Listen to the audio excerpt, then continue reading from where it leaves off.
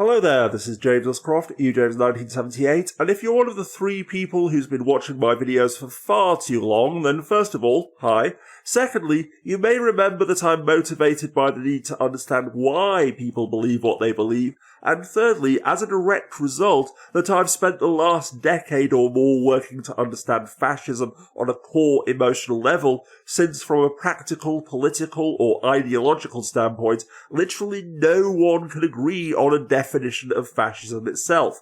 After all, fascism isn't merely a synonym for tyranny, totalitarianism, authoritarianism, or dictatorship. It isn't merely capitalism in decline, and it certainly isn't a pathological obsessive compulsion to correct other people's grammar. Instead, as I've been explaining for more than a decade now, it's the traditionally dominant group's backlash, or rather, frontlash against the existential fear of losing privilege and power, with frontlash referring to the fact that while a backlash is a reaction against something that's actually happened, every supposed backlash against all civil rights and human rights movements is always a preemptive strike against the paranoid existential fear of losing privilege and power in the future, because the degenerate inferiors are getting too uppity, and the traditionally dominant group are convinced that equality equals oppression. Take the Civil Rights Act. Remember how I mentioned that it also experienced backlash? Well, to be more accurate, prior to it being voted in, conservatives were fear-mongering that it would mean favoritism and special privileges for Black Americans. The Civil Rights Act. Conservatives lied, and white Americans were worried that integration would mean subjugation, that they'd be forced to sell their houses to Black Americans, or that Black people would, quote, take over the country. Again, this was during the Jim Crow era, and none of that was ever part of the Civil Rights Act, obviously. But the newspapers were filled with calls that the civil rights movement was going too far, moving too fast, that they were being unreasonable. Politicians were getting letters from white voters saying, quote, wait a minute, we've got rights too, as if white people's rights were ever in question. The right mobilized to pump out a message of fear and reaction that would block the left on their path to material progress towards equality, thwarting the economic equality that was part of the civil rights movement's demands. The same is true today. DEI initiatives haven't meaningfully transformed the distribution of wealth or power in this country. That doesn't mean it's an entirely bad thing, but by and large, it's a weak attempt by corporations to look less evil without needing to do much. Yes, there are a few women and queer and Black people in positions of power, but them just being there hasn't dismantled the system of producing inequality that unfairly targets the groups they belong to. Just to remind you, the average Black or Latino household is still far below the average white household in terms of wealth, as is the average queer household. Members of all these groups, non-white people, queer people, those with disabilities, are also still experiencing discrimination and harassment at incredibly high rates, on top of higher levels of poverty, homelessness, and unemployment. You're one Black man who went to a good, essentially white high school in the city of New York. That's you correct. Obviously had had a good education. That's, A good many of the people who work with you here in SNCC can say the same thing. and we're saying that, And you're a Black man who came from a New York ghetto. we're saying that there's a system that allows for 1 or 2 Black people to get out, and that's the rationale for keeping other Black people down. And it has nothing to do with the unwillingness or inability of the Negro to help himself and to work hard. That's the rationale, that the reason why Black people aren't this is because they're lazy, unambitious, stupid, have rhythm, and they eat watermelon. Nothing's changed. The same year this clip of Kwame Ture was filmed, 1966, columnists in major newspapers were still writing that if the Johnson administration, quote, insists upon ignoring and trampling majority rights in efforts to favor minority groups, they may in time provoke a white revolution. So when Jon Stewart observed back in April of this year that the Trump regime is missing the competence that defines every dictatorship and authoritarian regime which is driven by the need to maintain its own power, he was ignoring the fact that behind all of the carefully staged propaganda which still leads people to believe that the Nazis, for example, were the model of efficiency, fascist regimes always inevitably doom themselves to self-destruction through their own delusional paranoia and criminal incompetence incompetent, because as the recent videos by Thought Slime and Pillar of Garbage links down to the underbar have finally helped me to sum up in a single sentence, fascism is ultimately a war against reality itself. Roll credits. Specifically, a war against the cognitive dissonance which inevitably occurs when the fascist certainty that they're naturally and inherently superior Ubermensch who deserve privilege and power entirely and solely by virtue of being white, male, Christian, Hindu, Zionist, a tech bro billionaire, or what have you, inevitably clashes with the reality that no, they're not. That, as Thought Slime explained in her video links down the underbar, which directly inspired this one, fascists are always pathologically insecure losers, a movement of woe-is-me crybabies with some sort of gripe who are desperate to find someone else to blame instead of actually doing something about it, meaning that even when they reach the unimaginable heights of being the President of the United States or the richest human being in recorded history, they are still insufferable losers who whine about crowd sizes, Kamala's interview before the election being deceptively edited, and the 2020 elections being stolen. Pay 10 times Twitter's value to buy the website entirely and solely because too many people there were making fun of them, which only causes Twitter users to roast and drag them even more, and literally pay people to play video games for them to impress a handful of 12-year-old boys online. And why?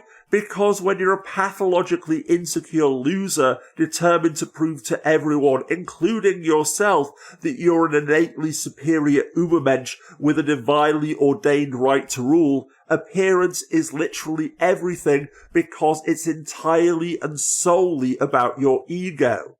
Yet again, in fact, the people who yell from the rooftops that facts don't care about your feelings are motivated entirely by their feelings, meaning that at best, reality is an inconvenience to be ignored, and at worst, from black women being qualified to do what are supposedly white men's jobs, to trans people challenging the misogynistic gender binary merely by existing, it must all be a massive conspiracy against you personally to destroy so-called Western civilization by hurting your delicate feelings and making you feel uncomfortable, threatened, and judged, which must therefore be rooted out and destroyed. On June 12th, during a press conference at a federal building in Los Angeles, DHS Secretary Kristi Noem declared that the military is in California to liberate it. We are not going away. We are staying here to liberate this city from the socialist and the burdensome leadership that this governor and that this mayor have placed on this country and what they have tried to insert into this city. Now, in our other videos, we've talked about the Trump administration's putative legal justifications for sending in the National Guard and the Marines to Los Angeles. They say they need to repel a foreign invasion of migrants and stop a rebellion. That is, of course, nonsense. But Noem's remarks echoed what President Trump recently said when he spoke to troops at Fort Bragg. Our country be destroyed by invasion and third world lawlessness here at home, like is happening in California. Noem said that the federal military forces are in California to liberate the state from its elected leaders, including Governor Newsom and Mayor Karen Bass. And I think I'm underselling it when I say that this is startling and incendiary language from the sitting Secretary of the Department of Homeland Security. To paraphrase the fourth Doctor Tom Baker in the four-part serial The Face of Evil, from the most powerful to the most stupid, fascists all have one thing in common. They don't alter their views to fit the facts, they alter the facts to fit their views, which can be rather uncomfortable if you're one of the facts that needs to be altered. I understand very well why it is wrong to compare Adolf Hitler's Third Reich to any other movement. It was uniquely evil, full stop. I get it.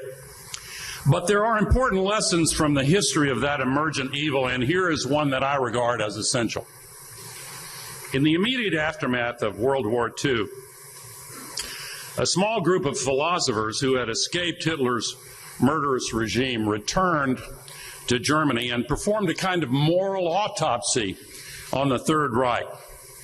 The most famous of the so-called Frankfurt School of philosophers was a man named Jürgen Habermas, best known, I would say, but it was Habermas's mentor, Theodor Adorno, who wrote that the first step in that nation's descent into hell was, and I quote, the conversion of all questions of truth into questions of power.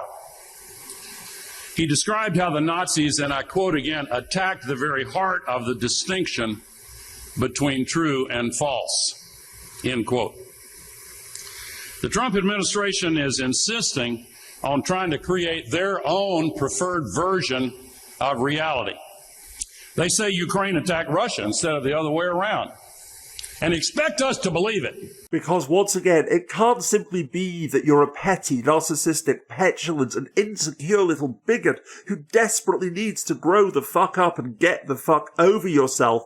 It always has to be that the most oppressed, powerless, and persecuted people in society actually have all of the power, control every aspect of society, and are engaged in an international, multi-trillion-dollar and decades-long conspiracy to destroy so-called Western civilization by hurting your delicate feelings, or at the very least are the puppets of this globalist elite, Illuminati, or whatever the current euphemism is for the Jews.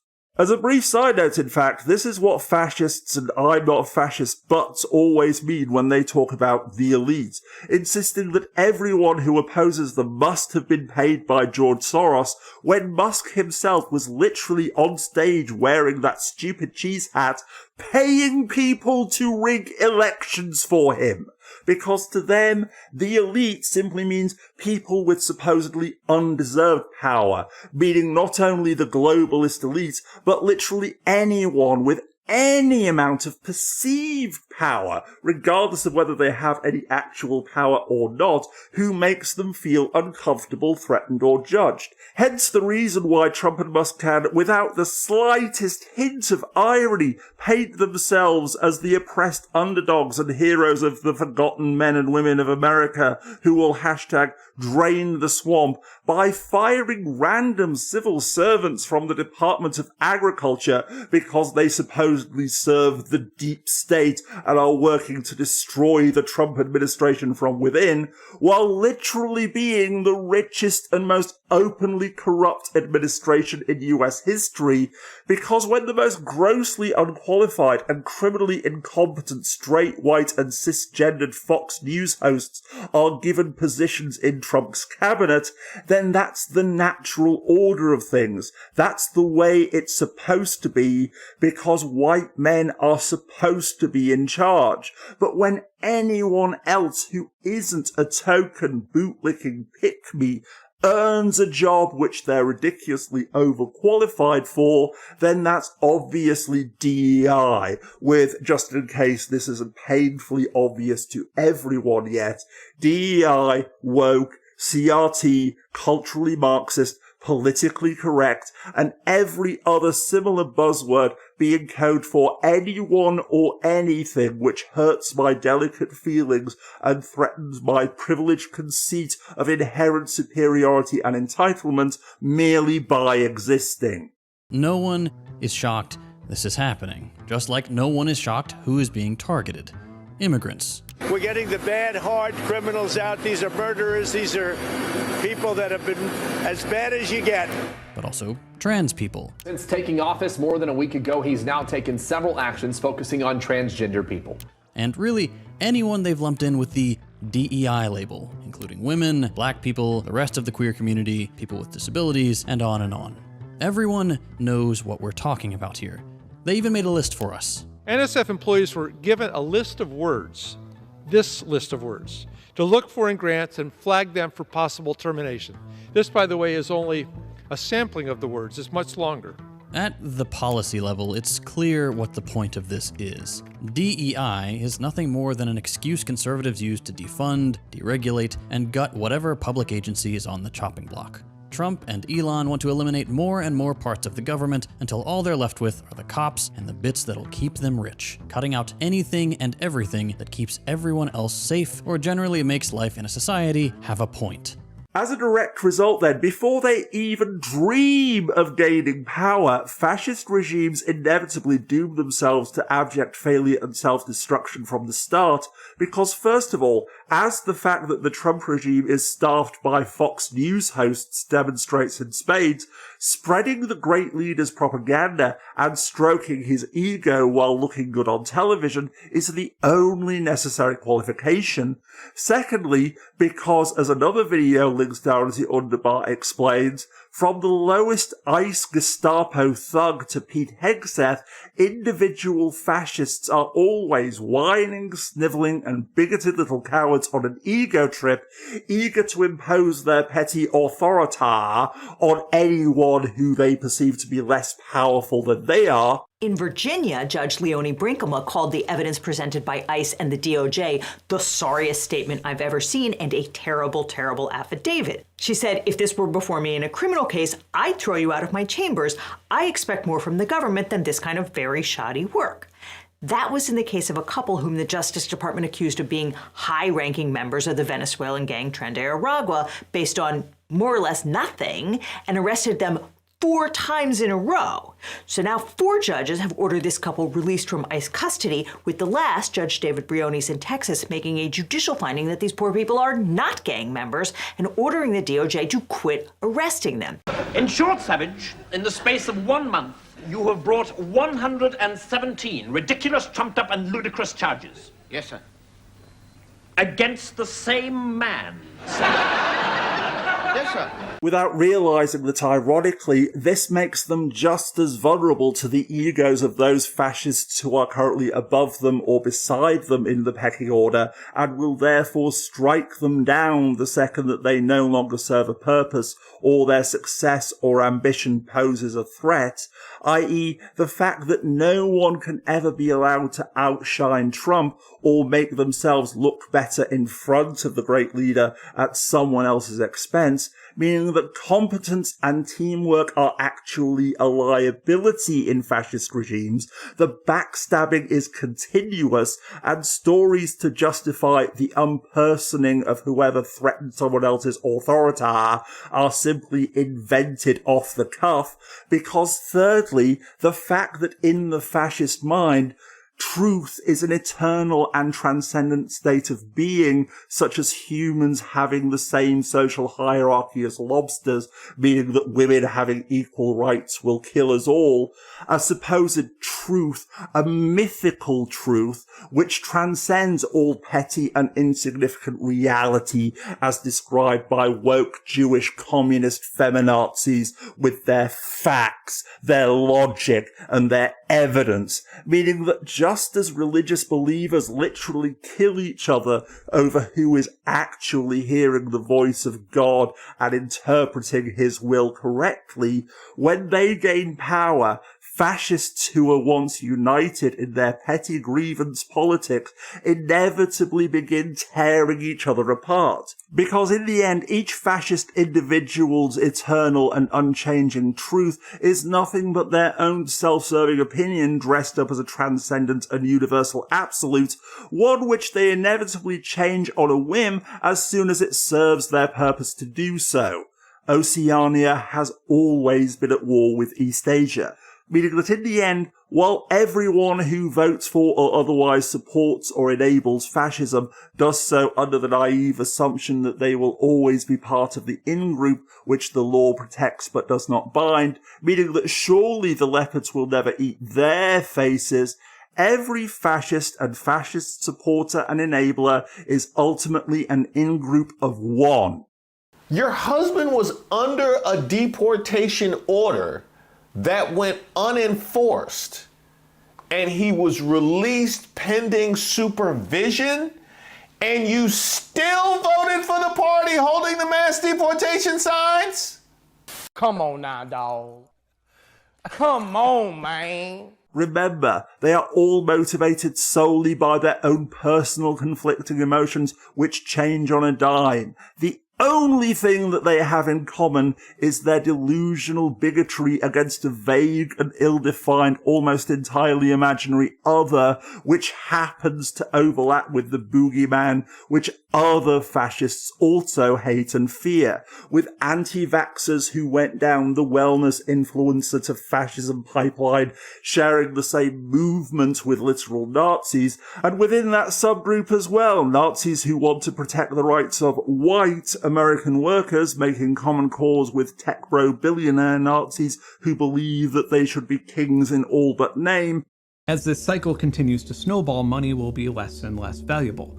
Not only because of inflation, but in principle. When the government is so closely entangled with the people who have benefited the most from this mass extraction of wealth from a capitalist economy, it stops making sense to think of wealth as money. Hear me out. Here's a helpful metaphor from the book Stalin, the Court of the Red Tsar. There's a story where Stalin and his powerful entourage of officials was traveling by motorcade when they came across a peasant woman struggling to push her cart up a hill. Stalin saw this and ordered the cars to stop and inquired about her situation. He wanted to give her some money to help her, but not one person in his entire entourage had a single ruble of cash on them. And that's because their wealth was in ideological power and influence. They didn't need cash because no matter how lavish their appetite, whatever they desired would be given to them. It wasn't until the deeply organized experiment of communism fell that the Soviet ruling class had to convert their wealth to a tradable commodity as oligarchs. Unfortunately for oligarchs, money can't buy everything. Money alone can't change laws. It can't force people to dress the way you want them to dress or to identify in a way that aligns with how you see them. It can't make ideologies against the law. It can't allow you to change the race, culture, or ethnicity of your neighbors. You can't buy someone else's choice to be or not be a parent, to graduate or transcend from those unfathomable limits of what money's wealth can get you. You need to control the power of information so that you can manipulate the world that you live in. And I believe that that is exactly what's happening, and unfortunately, I think it's going to get a lot worse before it gets better. As well as Nazis who, despite being rabid anti-Semites, still support the Zionist colony's genocide in occupied Palestine because it's a white supremacist colonial project which they seek to emulate, and those who hate and seek to destroy the Zionist colony because it's a Jewish ethno-state, meaning that long before they ever even have a chance to eliminate all trans people, communists, Jews, feminists, or what have you, they've already inevitably turned against each other. But in the meantime, though, before fascism inevitably implodes, it wages a war of annihilation against absolutely everyone and everything which defies its supposedly universal and eternal absolutes, especially the culture war issues, which to any rational person are utterly trivial irrelevancies, such as the freedom to say Merry Christmas or use bigoted slurs without consequences, because as vindictive and self-serving cowards seeking nothing more to impose their own petty authority, the callous cruelty is literally the point. DEI initiatives signal to the in-group that their status being on the inside is no longer a safety net from the collective freefall we're all trapped in. These initiatives give conservatives the idea that status is now distributed differently. Even though it's not actively making life better for the majority of working class people, regardless of their race, gender, or ability, it doesn't matter. The fear of becoming indistinguishable from the racially subordinated, and of living lives of no more security or privilege than them, resurrects the most extreme forms of racial protectionism. Here's the truth. We are all living in a world where the New Deal was destroyed by liberals and conservatives both. Gig work is everywhere. Our healthcare sucks. Higher ed is a debt nightmare. But not everybody experiences it to exactly the same degree or in the same specific ways. The legacies of privilege are still with us and can still give some people a leg up. But DEI discourse gives conservatives the idea that this is slipping away. And instead of fighting for everyone's liberation from this death spiral, the lack of guarantees for those who used to benefit from the top dog status is sparking a new anger.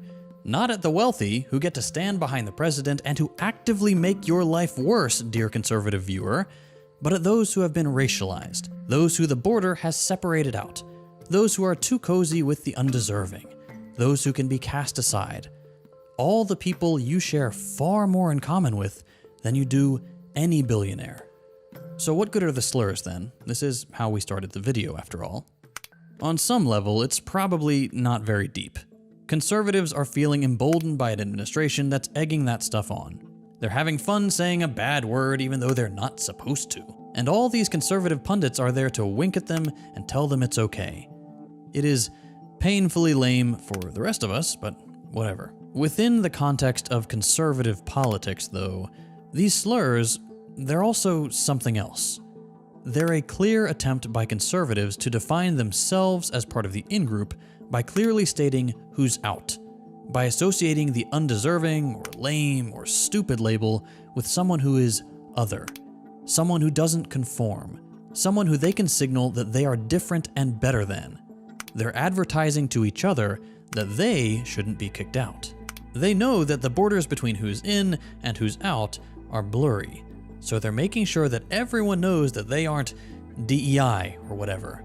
The conservative movement isn't exclusively white men, but it is exclusively people who all agree that they're part of the good ones, and that as proud members of the good ones, they will fight to keep the bad guys down, proving it to each other by being as mean and cruel and careless to those they desperately don't want to be associated with. But just know that neoliberalism isn't sparing anyone, conservatives included. The party's over for all of us. And sadly, for a lot of people, just believing in the fantasy that you can be spared because you're the right kind of person can sometimes be enough.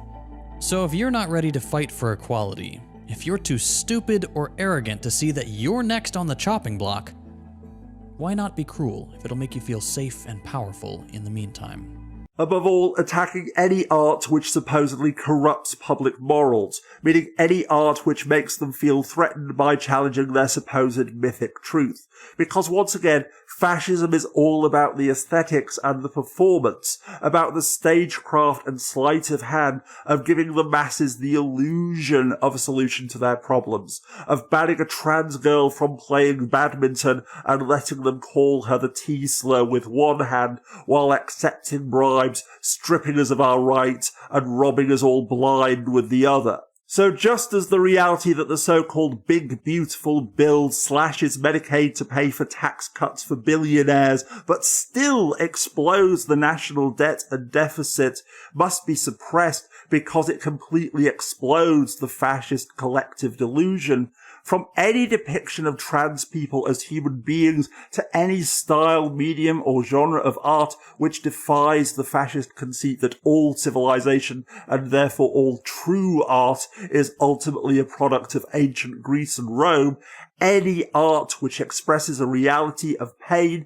humanity, or connection which defies the mythic truth is a threat to be erased. So this being the case then, regardless of whether it's intentional or not, AI is a perfect tool of fascist propaganda, literally removing all human input from the generation of so-called art and creating sterile, copy-pasted, standard down and mass-produced works which say whatever those in power want them to say, not to enrich or inspire anyone, but to enforce conformity by stifling all creativity and independent critical thought. Creativity is a threat to conservative values. Creativity is a threat to homogeny and conformity. Creativity is actually a threat to our current political, social, economic systems, and let me expand upon that. Critical thinking is a form of creative thinking. Creative thinking is a form of critical thinking. Creative thinking is problem-solving energy. It is not accidental that we live in a world that undervalues creativity and undermines artists. It is not accidental that for as long as the American education system has existed, cutting funding to the arts has also existed. And it's also so wild to me that when it comes to the art and the music and the stuff that we consume, stuff that's mainstream is watered down. The things that we're consuming nowadays don't really reflect the times that we're in. There's no one really in mainstream media that's being politically defiant because it's dangerous. Because now we live in a world where everyone's afraid to get canceled. And even smaller artists and up-and-coming artists have internalized a fear of being canceled. Some kind of perfectionism, self-doubt, imposter syndrome, and things that are watering down their creativity. Being creative means that you're going to be a little weird, you're going to be a little different, and you're going to be a little cringy. When we are afraid of being different, being weird, and being cringy, that means that we're giving into conservative values. When we repress any part of ourselves, we're giving into current social norms. And these social norms are actually insidious and awful and terrible, and things are only going to get worse if we don't actively push through our microcosm experience of the macrocosm. And of course, the more marginalized your identity is, the more severe and intense your internalization of this world is. But as an artist, when you choose to be brave and you let yourself be cringy and weird and different, it's actually the most radical thing you could do with your life. Supporting artists and supporting people that are weird and different and are not afraid to make you think differently, that's also radical and very much needed right now. Meaning that, yes, not only are you burning forests, killing off entire ecosystems, causing massive floods and droughts on the other side of the world, creating countless climate refugees, and putting countless other people out of work solely because you can't be bothered to write your own email or think it'll be cute to giblify a photo of you with your cat for a meme, but you're also directly enabling fascism and helping to destroy creativity and critical thought. You're welcome. As I say, though, this is all basically what I've been explaining for the last decade or more, merely summed up more succinctly, because to quote Albert Einstein, if you can't explain it simply, then you don't understand it well enough, and now I can, so hopefully I do. The fact that at the end of the day, the doublethink of fascism is all summed up in the 8th characteristic of fascism, as described by Umberto Eco, a line which I instinctively understood as being the root psychological basis of all fascism at the time, but only now understand as being a description of the cognitive dissonance of being a terminal loser declaring that the whole world must be conspiring to keep you down because they're jealous of your natural superiority. Quote, "The followers must feel humiliated by the ostentatious wealth and force of their enemies. However, the followers must be convinced that they can overwhelm the enemies. Thus, by a constant shifting of rhetorical focus, the enemies are at the same time too strong and too weak. Fascist governments are condemned to lose wars because they are constitutionally incapable of objectively evaluating the force of the enemy." End quote. With the perfect contemporary example of this doublethink being the ongoing genocide in Gaza, because in the minds of all Zion-Nazis across the world, their colony occupying Palestine is both simultaneously a nuclear-armed fortress backed by the most powerful empire in recorded history, making it the only safe place in the world for Jews, and at exactly the same moment, an oppressed and persecuted minority under constant threat of annihilation and genocide from children throwing rocks.